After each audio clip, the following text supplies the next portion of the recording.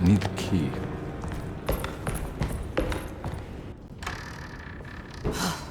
Got to be around here somewhere. He wouldn't leave this house. I don't know what to think anymore. You run into that detective fella? Who is he? Can he be trusted? I think he one of the good guys. Well, you know, like us. Will he be all right with her coming? Praise the mother. He don't need to know about all that. Just help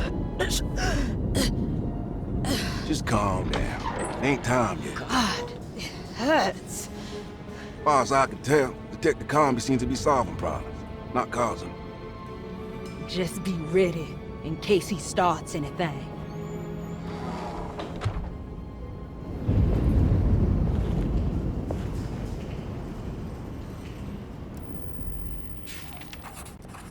The two orderlies still hadn't found Jeremy.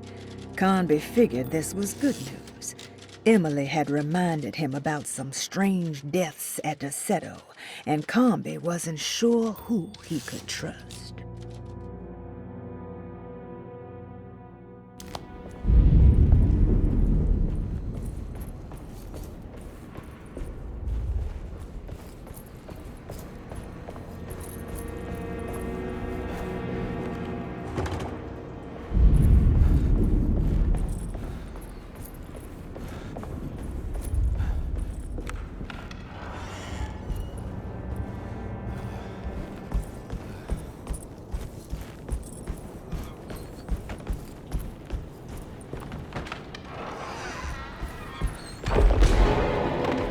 Christ, what the hell was that? Need more bullets.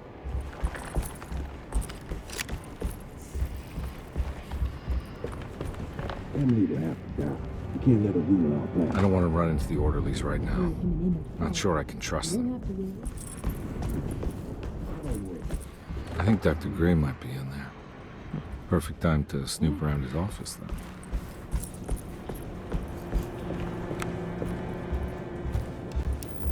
It's blocked.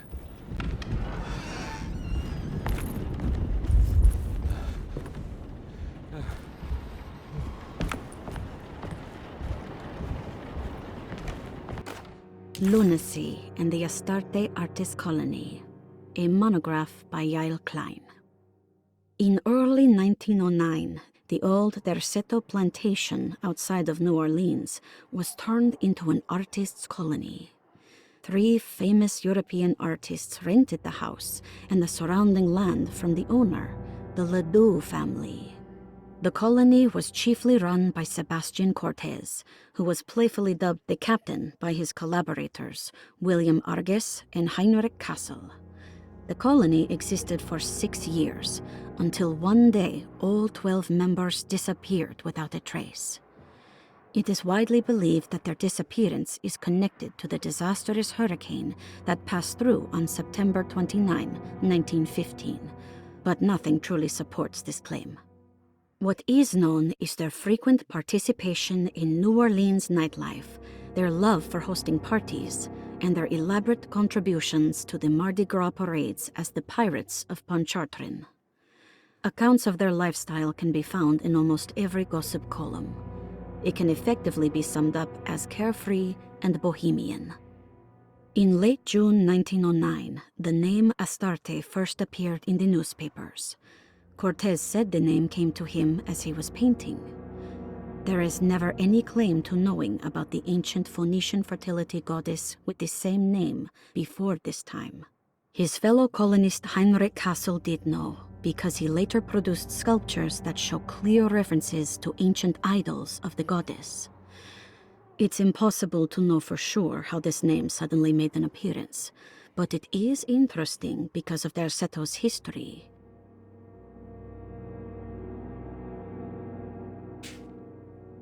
Even the name Derceto is the Greek name of a Syrian fertility goddess. In the case of naming the plantation, Derceto was certainly not an accident. We know that Elijah Pickford intended to build a temple for his cult, for he had distributed pamphlets 2 years prior to the purchase of the land, advertising his intentions. His followers were estimated to be almost 100 men and women, mostly sailors, Maroons, and Cajuns, when the plantation was built. To outsiders, Derceto registered as an ordinary slave plantation, which enabled Pickford and his flock to remain hidden for decades. The official story is that the cult lasted until 1862, when the Union Army came and burned down the plantation and scattered all who lived there. Following the Civil War, new people started to congregate in the ruins of Derceto to invent a new fertility goddess, the Shub-Niggurath. As much as Derceto is a particular name to have heard of, it's not entirely uncommon among the learned. Astarte is equally known and could have been subconsciously chosen by well-read artists. Shub-Niggurath is, on the other hand, very uncommon. Almost impossible that anyone in Louisiana would have heard that name. The name is referenced only in rare books like Unaussprechlichen Kulten and the Necronomicon, and is believed to be a bastardization of Arabic words meaning pertaining to the dark young. The few paragraphs printed on the goddess are so upsetting that no one in their right mind would want to build a religion resting on such qualities. The Shub-Niggurath cult was hard to get rid of, but it is believed that despite the police jailing and killing several cultists over the years, the main culprit in the cult's demise is the cult itself, which seems to line up with every instance of cult activity on Derceto's grounds. When Captain J.W. Norton of the Union Army arrived, he described the people at Derceto as malnourished and maniacal.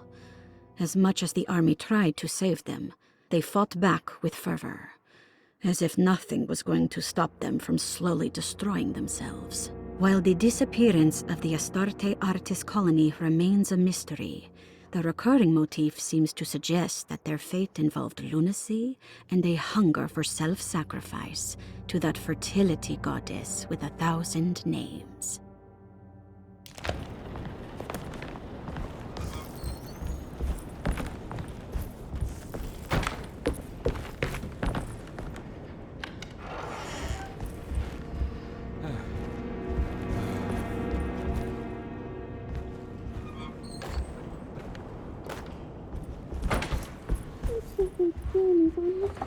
Huh.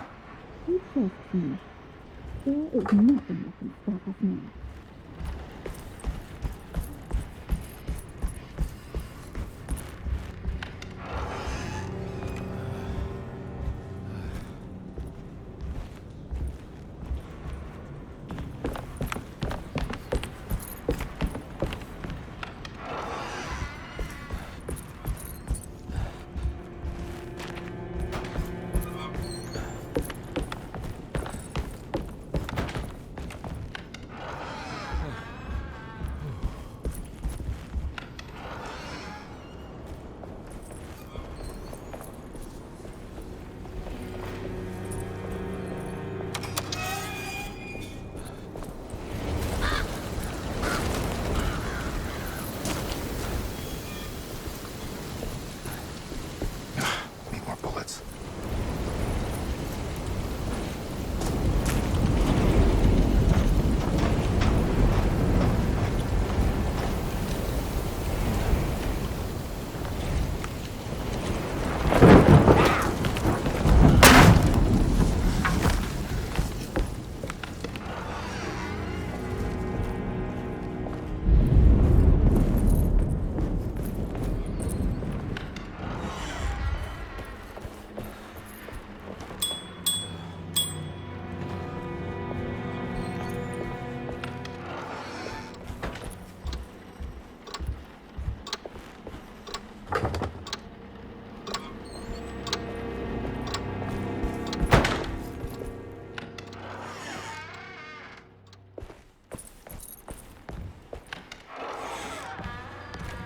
There must be a spare key to Dr. Gray's office in here somewhere. I don't have the combination for this, but maybe Jeremy did.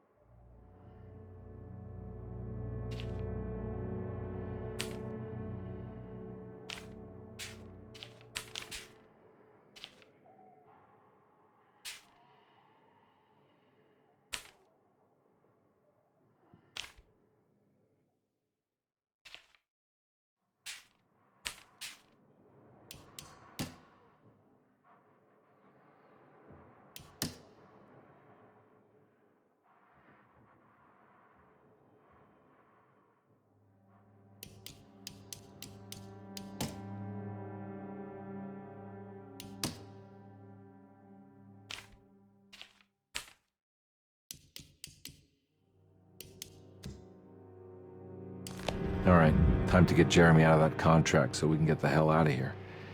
Something tells me I'm gonna have to put my talisman to use.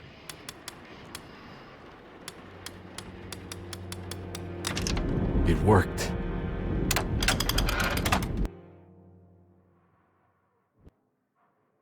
The last guest in the empty room suffered from severe maladaptation.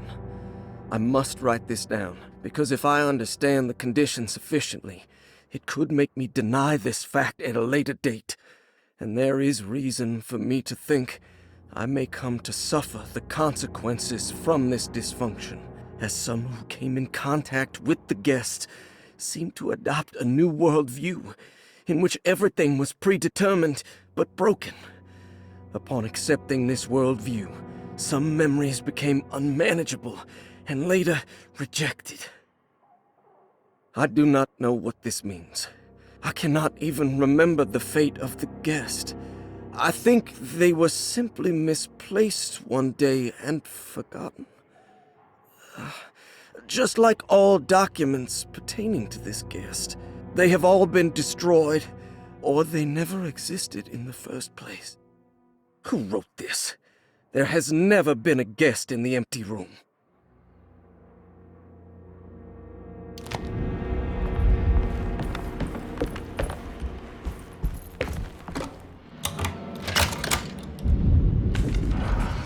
Dr. Gray was somehow mixed up in this business with the Dark Man, Detective Conby decided. He had to be. Either Dr. Gray was using the idea of the Dark Man to manipulate and torture Jeremy, or the Dark Man was an actual powerful being possessing Jeremy. And in that case, Dr. Gray was Conby never thought Dr. Gray's office, all to myself. Let's see if we can figure this guy out. I have finished tidying up Miss Beauregard's belongings. I will leave it to you to contact her agent and have them collect her things. I found one of Grace's drawings she might want back, along with this key in her room, which I believe you've been looking for. Mrs. Thompson.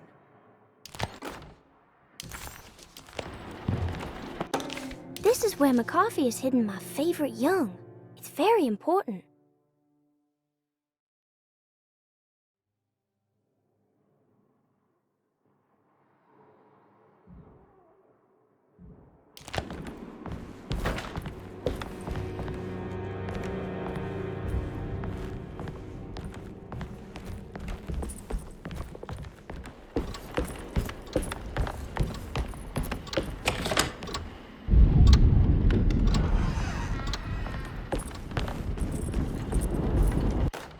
Dearest Dr. Manzetti, I find myself in a losing battle with my patient. As I've disclosed in my previous letter, his delusions have him completely captured. It's bad enough that he is torturing himself with paranoia, but his madness turns out to be quite persuasive to others, effectively laying the ground for mass delusion. I am writing to you in hope that you can give me some guidance. Beyond my ambition to avoid devastating surgery on my patient, I have grown worried about my own defenses. The words of my patient are deranged, yet they often resonate with something primitive within me. I have tried photographing his brain with X-rays. It was surprisingly difficult to get good results. Dark blotches on the plates kept obscuring all details. My patient looked at the bad plates and cried out in terror, telling me the dark areas was the shadow of the worm, eating him from inside. I could not see anything out of the ordinary. I hope this is a sign that my mind is not as receptive to the madness as I had feared. After further inquiry, my patient described the shadows inside his mind as some kind of chthonic monstrosity that wants to undermine his sanctuary. This is clearly a reference to a place he calls Teroea, a sort of library or convent that works as a psychological haven. With this imaginary haven threatened by this Chthonian, he has now constructed another, less pleasant hiding spot. Lately, he has been bringing up a metaphor of a steamboat that has run aground. that he feels like he needs to start the engines and reverse. But he is afraid that the hole in the hull would cause the whole ship to sink. I've been watching him turn this metaphor into reality for the last week. He knows it's made up, but he is doubling down, trying to make it a real memory. I feel certain that this is my chance to break through the barriers of his self-deceit.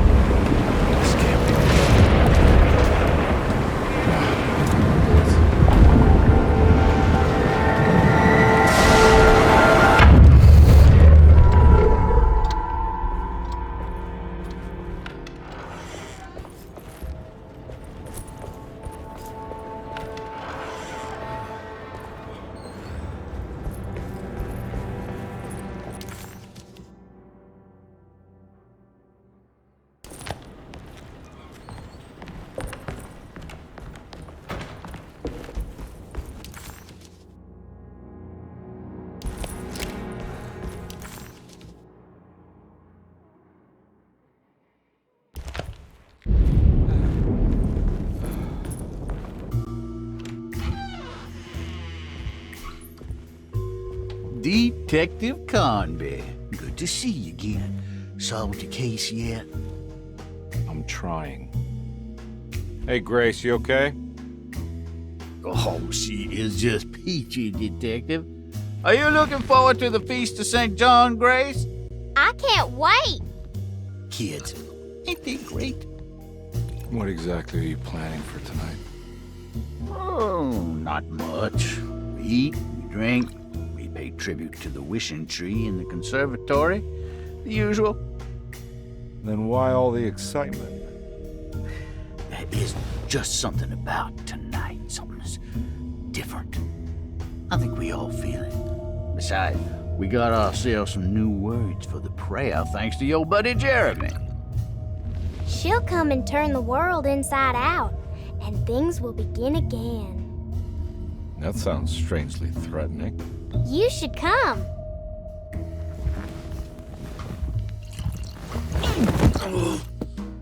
God damn it, Grace. Stay put for once.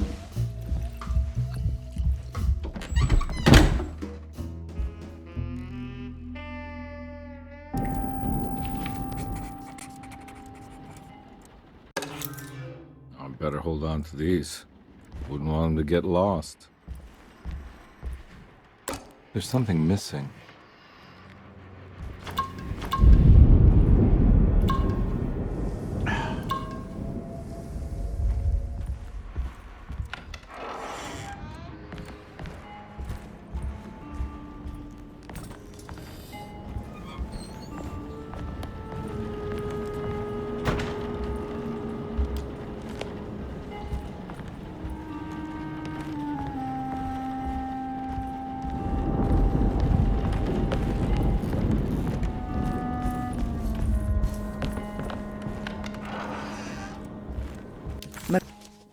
McCarthy was a deadbeat.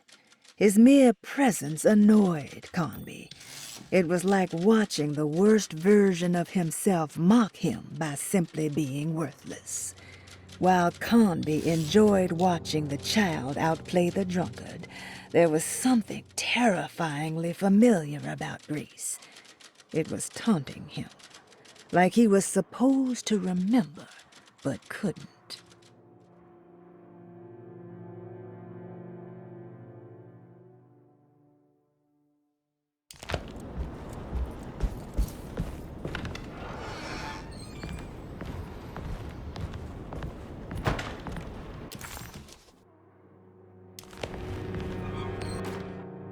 Jeremy knew that the only one who could help him now was the guest in room number 3.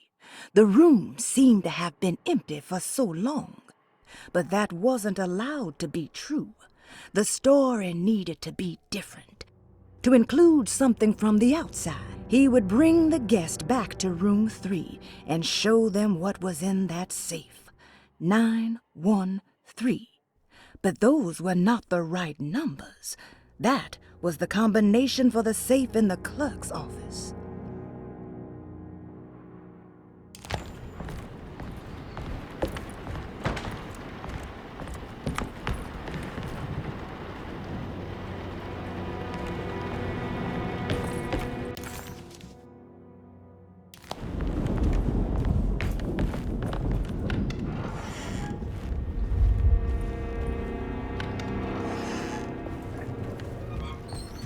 Need more bullets.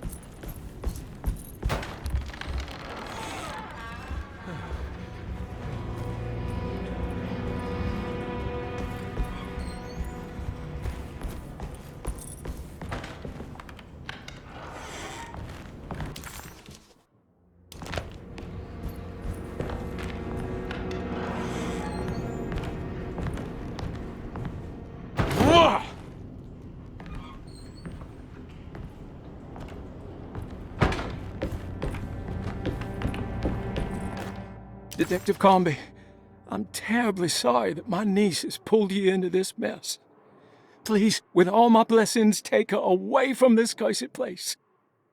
I have destroyed that Eater of Worlds and locked it away in the attic and retreated to a place of hiding. Tell Emily I'm safe. Tell her all the lies you can think of to make her listen. Take her back to New Orleans. Sincerely, Jeremy.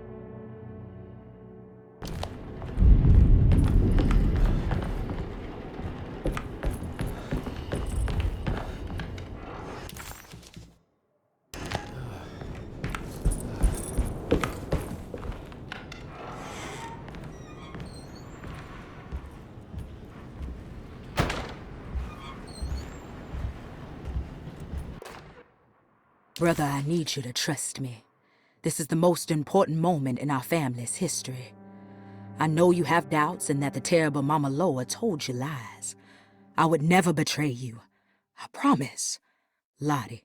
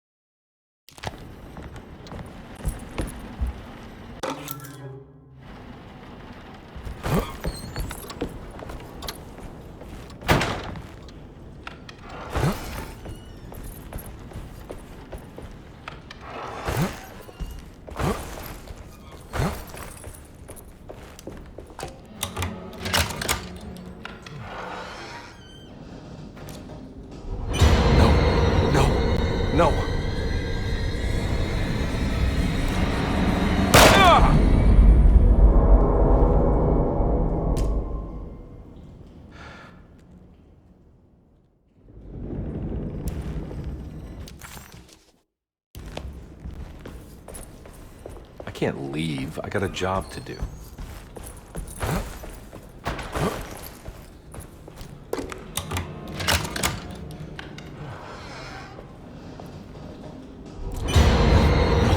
No, no.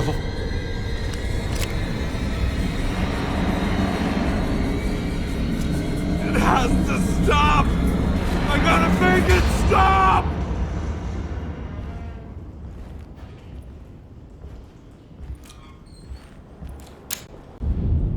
Gotta find more bullets.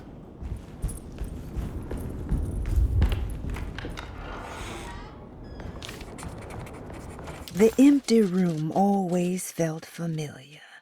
It had a mild fragrance of crushed leaves and wet sand that somehow convinced visitors that they belonged. It wasn't real, of course, but it was more real than many other things you could find. This is my room. I belong here.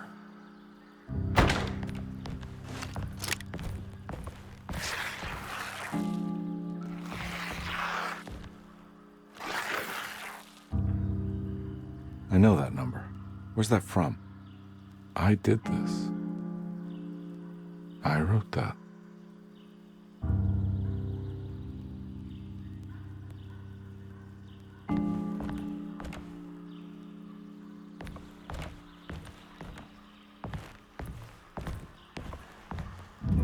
I know the combination. I carry it with me.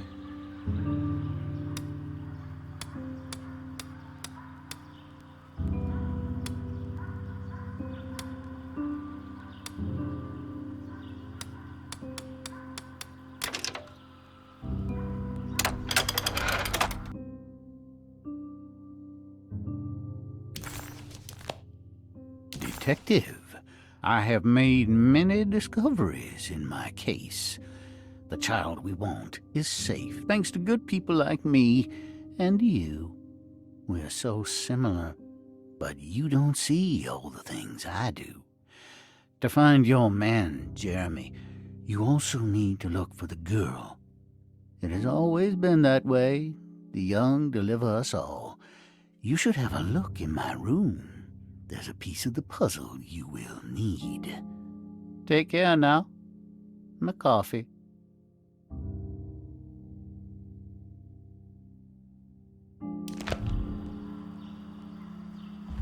How long have I been here?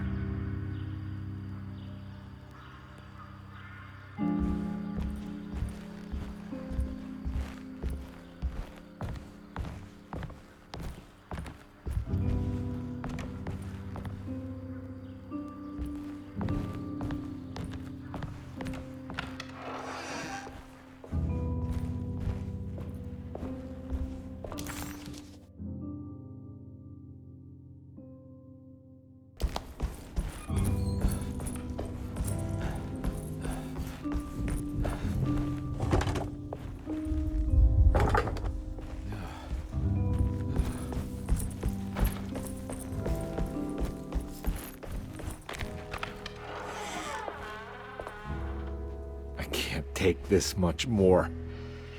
This has to end.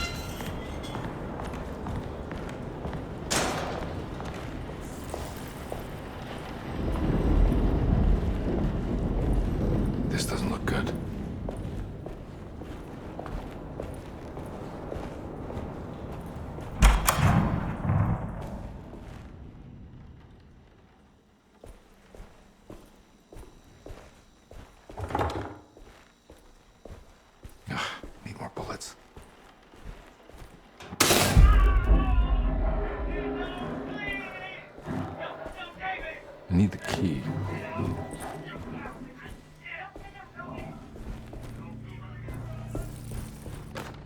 Radiography. Patient Jeremy Hartwood. Date June 14, 1930. Plates.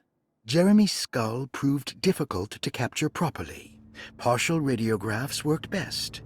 A complete picture of the brain can be assembled by piecing 3 plates together. Observations. Even when looking at an assembled version, a shadow covers significant parts of Jeremy's brain. Possible tumor, but more likely that the equipment is failing. Jeremy reacted strongly to the pictures and claimed to see a giant clay worm eating and displacing his memories. Notes. While this exercise has left me nowhere closer to an answer, I feel confident that a Burkhart lobotomy should sever all necessary parts. Hypothetical psychosurgery based on the ideas by Burkhart and the St. Petersburg research could end up saving Jeremy's mind. Severing the connections around the frontal lobe would certainly solve most mental afflictions. The procedure would be brutal in performance, as well as in efficiency. An ice pick pushed through the edge of the eye and into the skull would untether the nerves like Alexander cutting the Gordian knot. As this would likely leave Jeremy in a very different condition, all other paths should first be explored. The medical instrument I would need for this lobotomy is missing, and I should have Waits order a new one.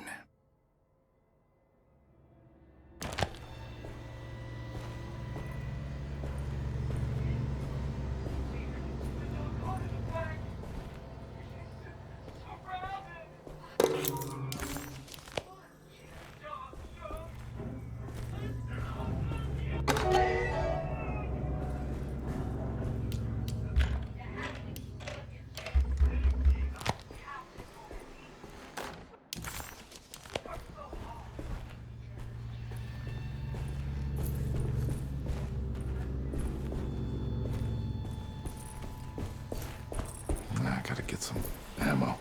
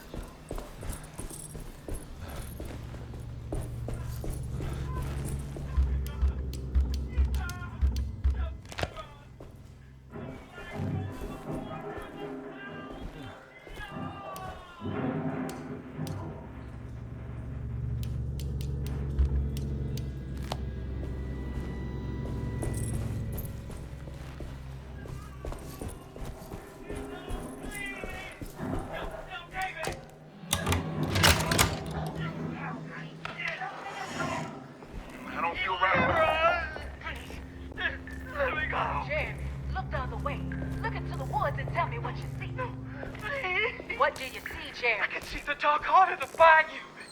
She's surrounded. By what, Jeremy? Dark young. 1,000 young! You're all right, Jeremy. You have to keep looking, Jeremy. Let him be, Lottie. We have to know, Baptiste. We've worked so hard. What can you tell us, Jeremy? Please give us something. I hear voices. What do you hear, Jeremy? Whisperings. A giant. It's the young. They're praising her. The mother. Tell us what they are saying. What are they saying, Jeremy? Ever the praises, abundance.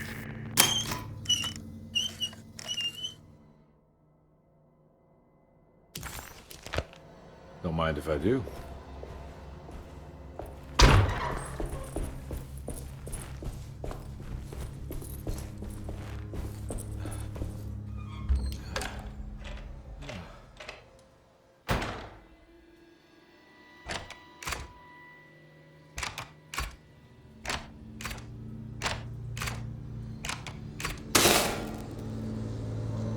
That's better.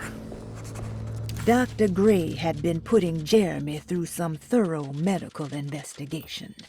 He was trying to break through Jeremy's stories and get to some truth, just like Comby was. Could Dr. Gray have been trying to break the contract as well?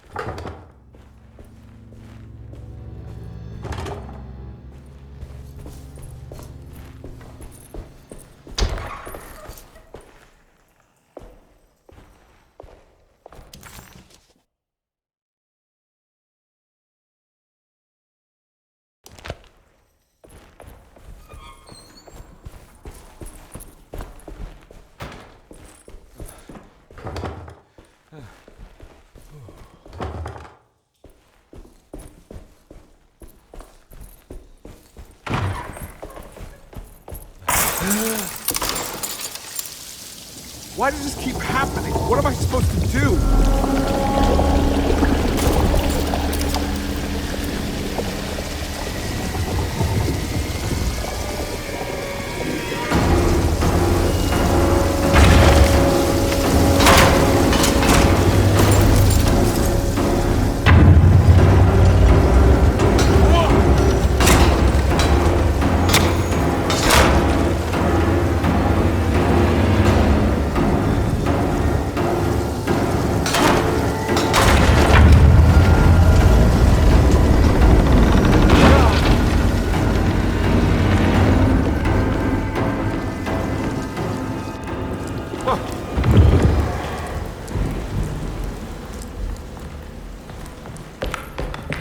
And we're back here. Well, perfect time to have a look around this place.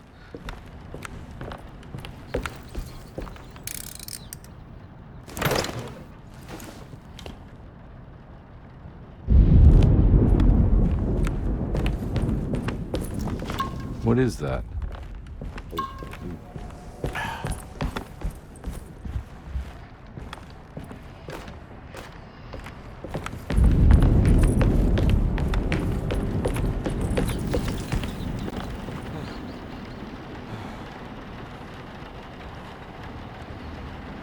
They're coming.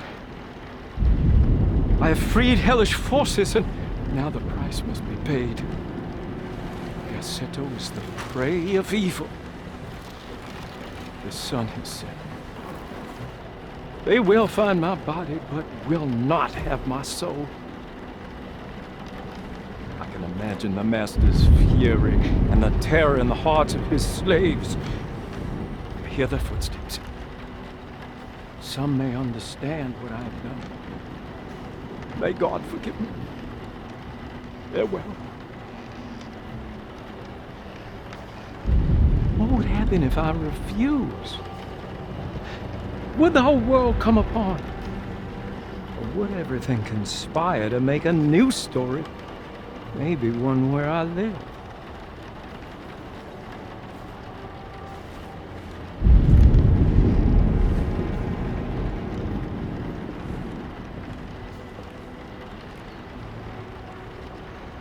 I'm sorry, Frederick.